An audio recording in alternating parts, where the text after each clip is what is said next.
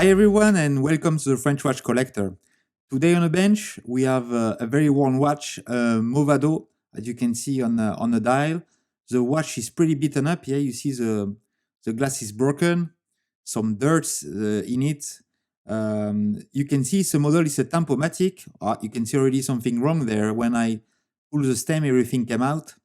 So yeah, let's see if we can restore this watch. You can see the watch is not working. It's not turning, so we are going to open it, fully restore and fully disassemble this watch, and hopefully we can give it a second life and make it run again.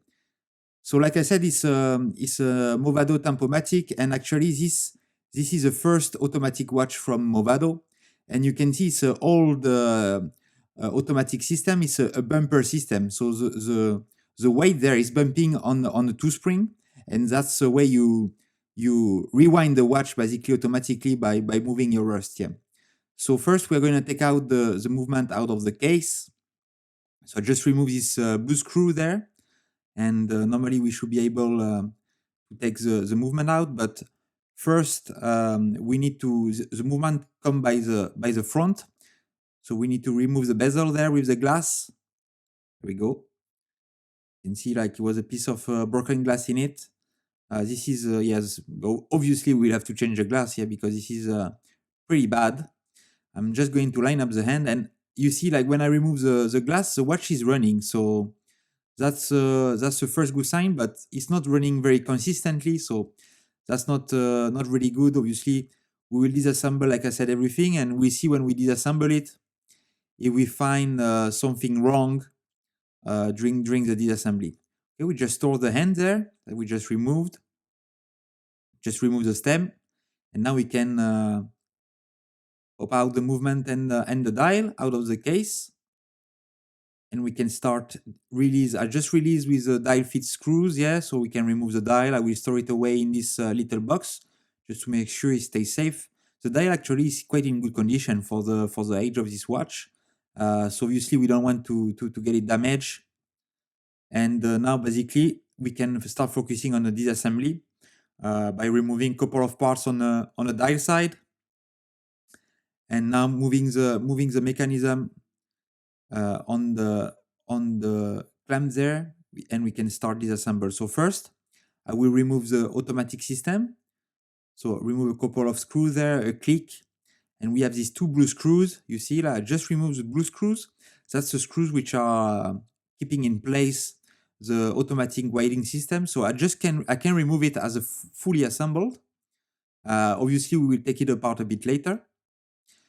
So a bit more about on Movado. So Movado today they are making some watch, but nothing compared to what they were in the past. Movado was very famous as well for the pocket watch.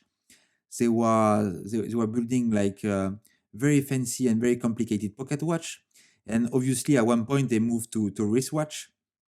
They have a couple of famous watches. So Tempomatic is being one of them. Obviously, they will have the calendar graph. I restored the calendar graph as well on my channel. You can see I will put a link on the top right corner if you want to see this video. They have as well some very famous chronograph, which are very nice and very beautiful. They work as well with Zenith, so they have in it the nice El Primero movement. But yeah, Movado was at one point, I think it was one of the biggest watch factory in Switzerland. It was a big brand, a big factory. But unfortunately, during the quartz crisis, I did not survive. And today, yes, there is some Movado watches, but there is no link and nothing is compared to the watch they were producing in the past. Yeah, and you can see there the movement. So this is the 220, the caliber 220. So the first automatic movement from Movado. And obviously it was designed in-house, and you can see to design this kind of complicated movement in the past. Yeah, he was obviously like a very powerful company, like Omega. You see Omega as well in the same time. They have like same type of calibers. So it's just to put it in perspective. Yeah, it was I think like a very good company and factory in the past. Yeah. So yeah, that's a shame. Obviously, that so many good brands from the past disappeared. Okay, so now I carry on taking the watch apart. You can see there as well on a ratchet wheel. It's a bit more complicated than normally. There is another wheel on top of it. You see with a spring underneath with a kind of a little click there. So you see that to make the connection with the winding system, just to make sure to wind the main spring that we'll find underneath in a barrel assembly. Okay, or you can see there is a lot of play on the barrel assembly there with the top plates. That's not good. So we'll have to address this issue. I don't know if this was one of the reasons why the watch is. Oh, the spring just jumped there. Managed to find it, but yeah, you need to be really careful with these springs. So yeah, I don't know if the issue with the play was the main problem why the watch was not running or running inconsistently. It can be. So we'll see. We will fix it during the reassembly. But first, we'll see when we disassemble the rest of the parts if we can notice anything else wrong on this watch. Okay, so I'm just removing the barrel bridge there, removing the two screws. There we go. So yeah, if you compare the video on my celestograph, obviously the movement of my celestograph was like the decoration on the movement was much nicer than this one, but this one actually is not too bad. We saw some yeah details from the past. I mean, like some decoration a bit, not everywhere, but in some part of the watch. You can see that it's quite dirty actually the barrel assembly, so we'll have to disassemble it later and clean it. Okay, so now we move on the calendar side. We are going to disassemble the keyless work, just removing the 2 little screws there, which is keeping the setting lever spring in place. And you can see on this side there, it's a bit faded away, but like you will have some perlage on a perlage finish on the main plate with this little circle all around. So yeah, that's a decoration process that was done before. So yeah, you can see some decoration. There is a number there as well. I don't know if it's a serial number. If it's a serial number, actually, it's not a very high serial number if you compare to some Omega watches where you will have a lot more numbers. So maybe, yeah, I don't know. I'm not sure what this number is about here. Okay, so now I'm removing, disassembling the automatic system, subsystem. So you see, it's an independent system, like I said, just took it apart from the main movement. And now just taking out the wheels, all the wheels from this system. Okay, so you will have different wheels transmitting the power from the oscillating weight to the main spring. Just remove the screw there and this little spring. There we go. There, I'm just removing like a tiny screw that was on the train of wheel bridge there, and you can see you will have the central second pinion, which is going through it. That's a bit of a different design. You will have a plate, and you will have this long pinion there, where you will have a tiny wheel at the top there. There we go. I disassemble everything. Everything will have to be clean. So next step is to disassemble the barrel assembly. So remove the top cover there. Oh, that's quite dirty. Yeah, that's very dirty. So it's quite. Oh, yeah. You see, like the spring jump there. That's not good. So I will have to get on my knees and try to find the parts. They are not the smallest part, but find the spring. And here is the barrel arbor. So I found everything. Just cleaning with a piece of pegwood the kind of dirt that there is, just to make it loose, and it will be easier to clean it when we put it through the cleaning machine. I'm just using some pegwood as well to clean all the jewels.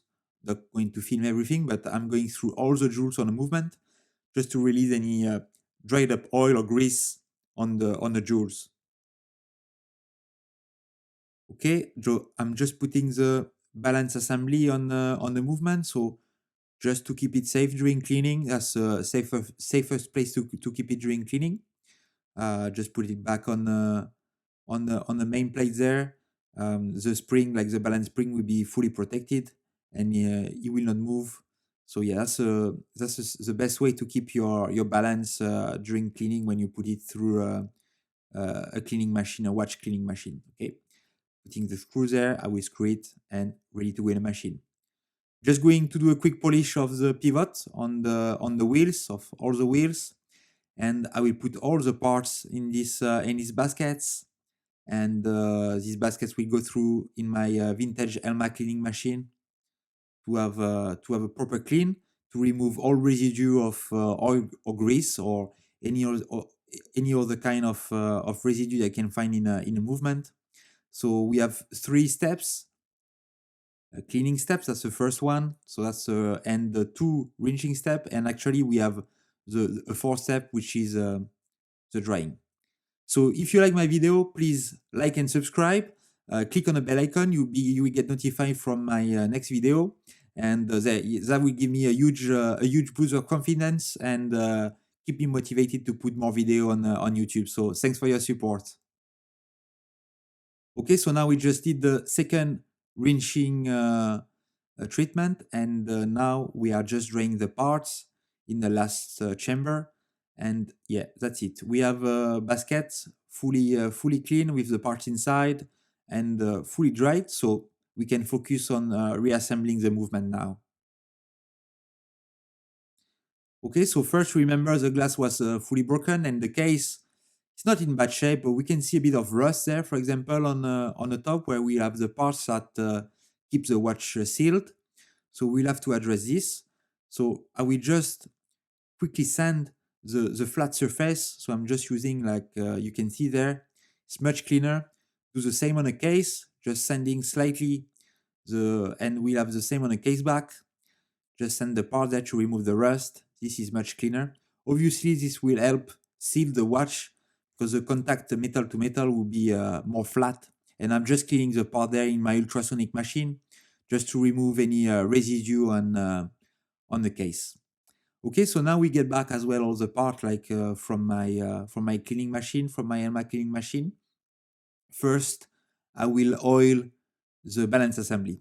So for that, it's not a balance assembly which is with a shock spring, because this watch actually is from the late or middle 40s, in the 40s. So the shock spring was not very common on the watch or not existing yet. So for this, I need to disassemble the balance, remove the balance wheel with the spring to get access to the jewel. So you see, you need to disassemble the balance assembly completely.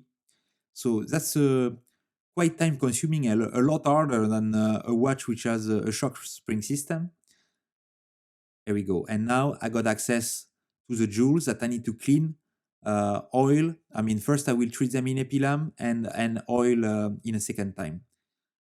On the other part, it's much simpler. I just need to remove this top cap jewel there. I will put everything in this little basket there, and I will treat all these parts. You see, I put as well the escape wheel and the pallet fork. I will treat this part in epilam. So I will just leave it like 10 seconds in epilam.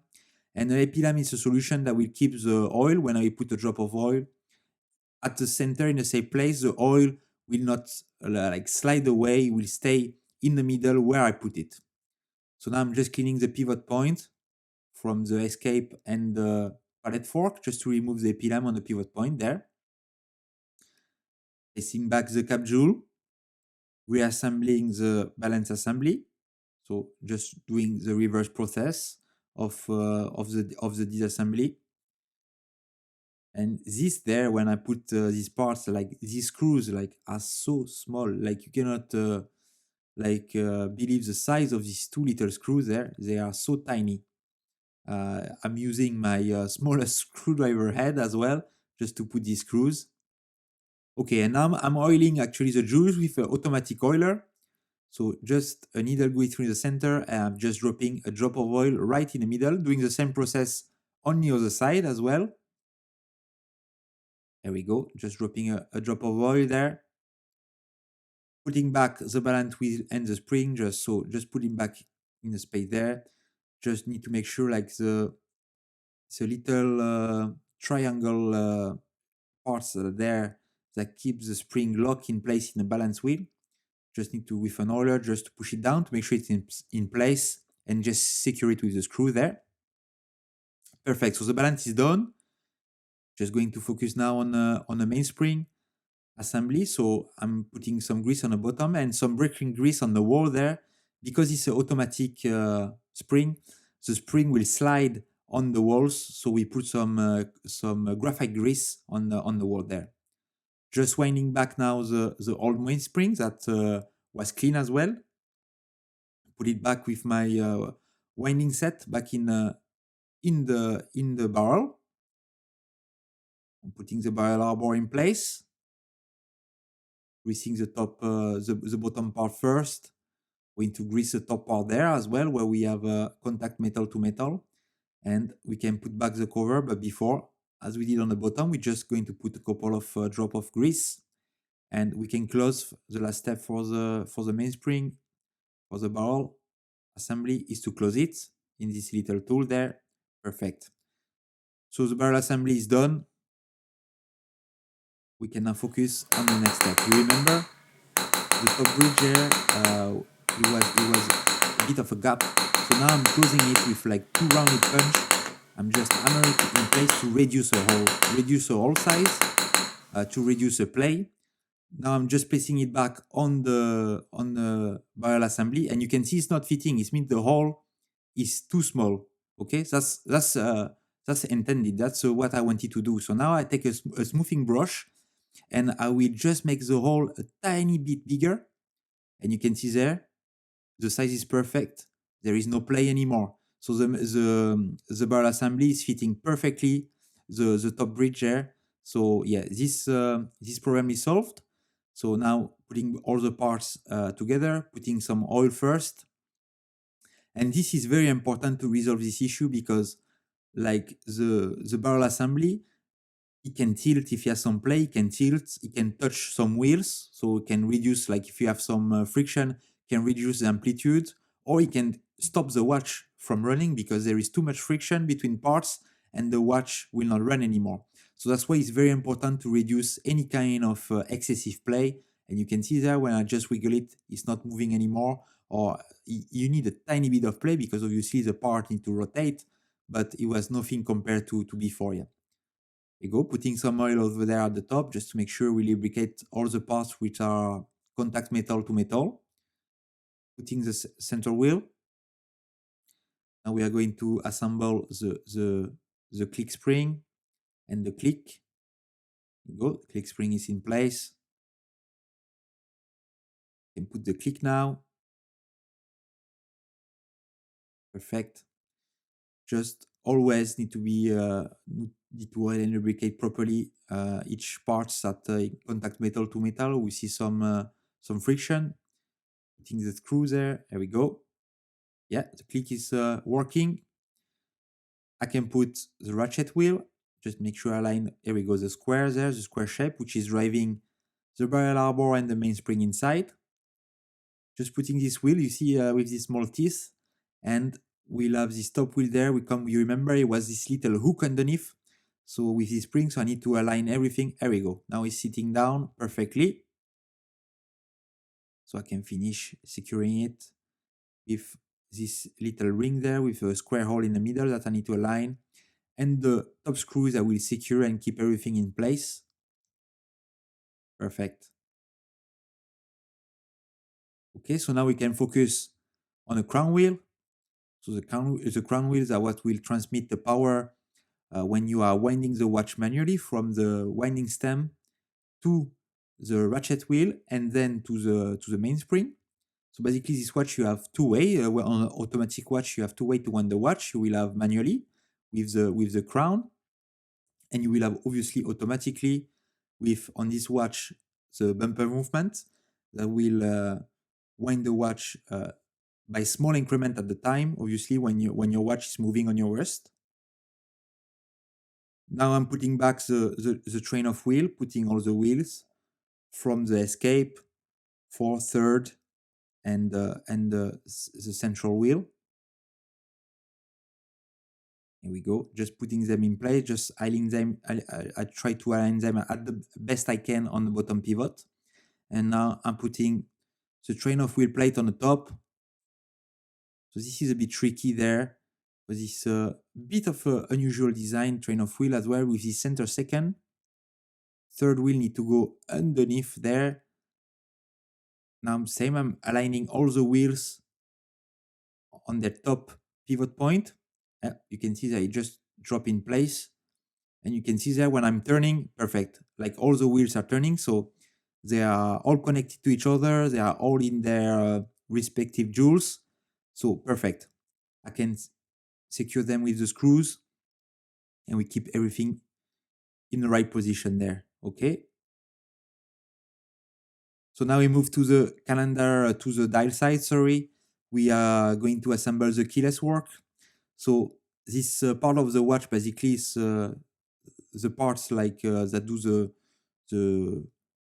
the brain. If you want, you can switch between if you want to wind the watch or if you want to do the time setting. So, and the other parts that we just assemble is like where you will have the timekeeping element if you want, with the power, the transmission of the power, and obviously after we'll assemble the regulation, which is the pallet fork and the balance assembly. Okay, so there I just put the setting lever. I'm oiling all the pivot point there where I put some parts a bit later on. Just greasing the center of the clutch. That's a yoke there that I'm putting in place, going through the center of the clutch.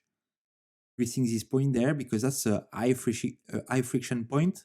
So I'm using a stick grease. Putting this, this is a yoke spring, and you see the shape is quite unusual for a yoke spring, but quite nice. There we go. Now I put the wheels. First, put the cannon pinion there before I put the minute wheel because it's friction mounted, so you need to use a bit of force, and you don't want to use the force when you have the minute wheel in place because if the teeth doesn't align, yeah, you will put a lot of force on the teeth, and you can run the risk of breaking a teeth. Yeah, so that's why I always prefer to put the cannon pinion before putting the minute wheel, because you can see there, for example, the minute wheel, I struggle to align the teeth. There we go. I struggle to align the teeth with the wheel underneath. It can be the same with the cannon pinion. And yeah, if you push when you want to push to put the cannon pinion in place, you don't want to bend or break a teeth. Yeah. So putting the last part there, this setting lever spring. Ah, yeah, the screw at the wrong place. There we go. Just tightening the screw, arming the arm there, which is a spring actually. Putting some grease there, high friction point. So always need to put some high viscosity grease on this point there. And just checking now, see if it's working. When we pull, yeah, perfect. Okay, so the keyless work is done.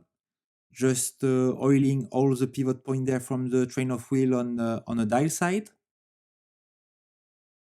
Doing the same thing on the other side, on the balance side. There we go.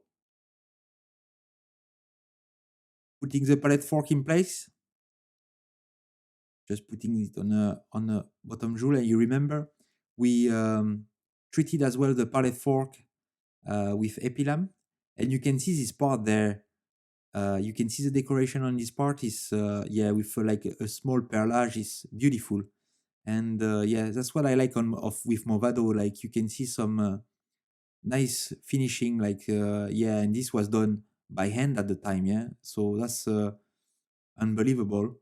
And obviously, it's stuff that when you bought a watch at the time, obviously it was not case back. So yeah, it was something for the watchmaker when he was servicing the watch. The owner never saw the decoration because yeah, it was fully closed.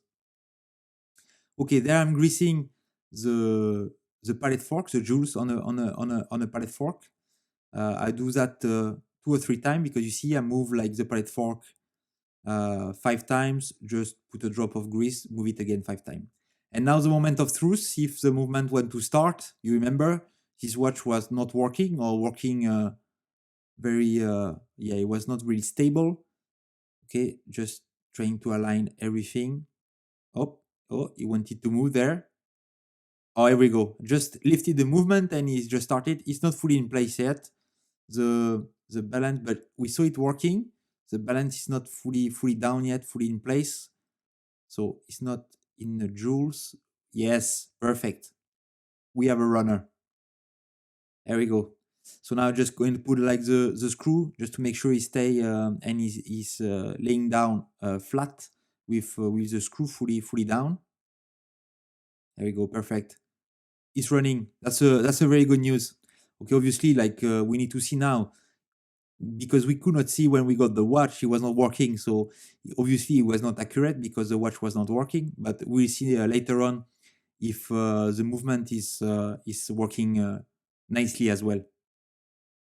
Okay, I'm putting the second pinion, putting this small plate on the top there, just to keep the second pinion. Like you see, you will have a pivot point there, just in a center.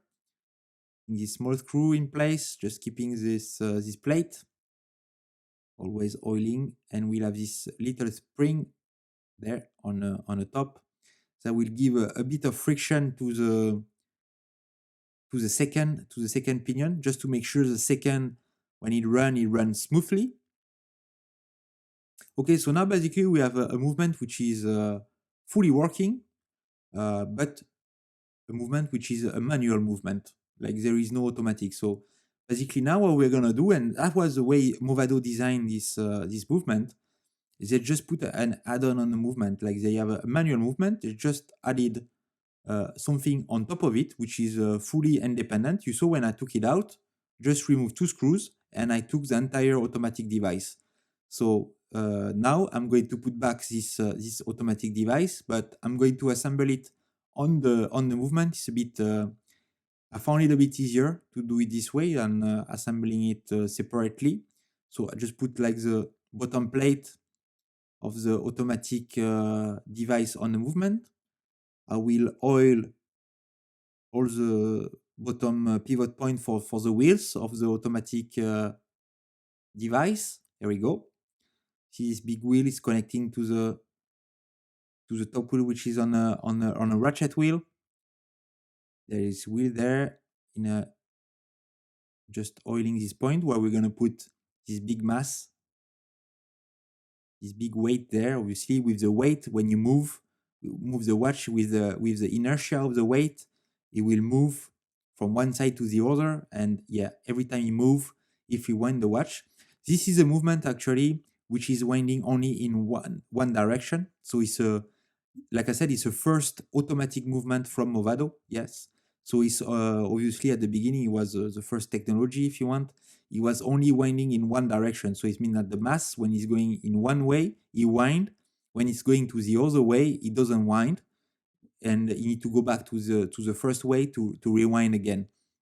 Obviously, later on, they invented with, like, for example, the reversing wheels. They could wind in both directions, so it was much more efficient, obviously, than just like double in efficiency. You could wind in both direction. So yes, that was a huge gain. But obviously, this is one of the first automatic movement and the first automatic movement from Movado. Yeah, it was not there yet. There we go. So now we just oil the top pivot point as well, and the automatic device is fully on. We just have to put this little spring there. And something I have to say that I really like about this, actually, is probably my it's kind of my favorite automatic movements and watch, I should say, because yeah, if you have a bumper watch, obviously a Movado or an Omega or other bumper watch, when you wear it, you feel like the weight hitting this spring, and yeah, it's a strange feeling, but it's a nice feeling.